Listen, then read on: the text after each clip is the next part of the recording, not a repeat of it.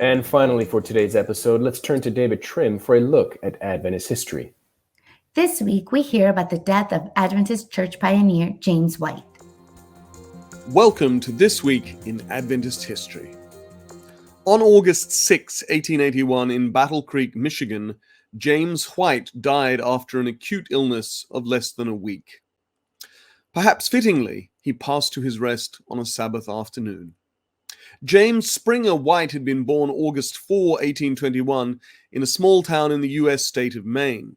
He was a titanic figure in early Adventism and would be one of the most formative influences on Adventist history. He would be that even apart from his marriage to Ellen Gould Harmon. James was hugely influential in the 20 years after 1844, initially in establishing common beliefs among the somewhat inchoate groups of Sabbatarian Adventists, and then in founding the Seventh-day Adventist Church.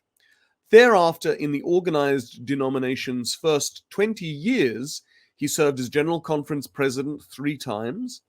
It was he who established our publishing work. He was a keen health reformer, and he played a key role in persuading American Adventists that they had to take the third angel's message to the rest of the world. James White did not suffer fools lightly, and he had a writing and speaking style that could be ironic, sarcastic, even caustic. But he had a deep respect and affection for those who, with him, went through the great disappointment and the formative years of Seventh-day Sabbath-keeping Adventism. James White devoted everything to the cause, all his wealth, his time, his energy.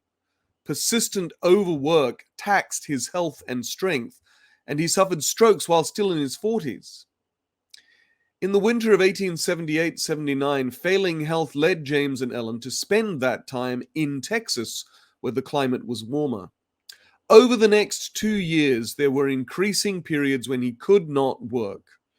His long years of mental and physical overexertion had taken a toll, and he looked much older than he was.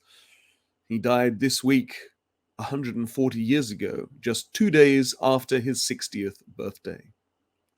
Standing by the side of her husband's casket at the funeral service in the Battle Creek Tabernacle a week later, Ellen White pledged herself to press on in the work that had been entrusted to her, despite the loss of her husband.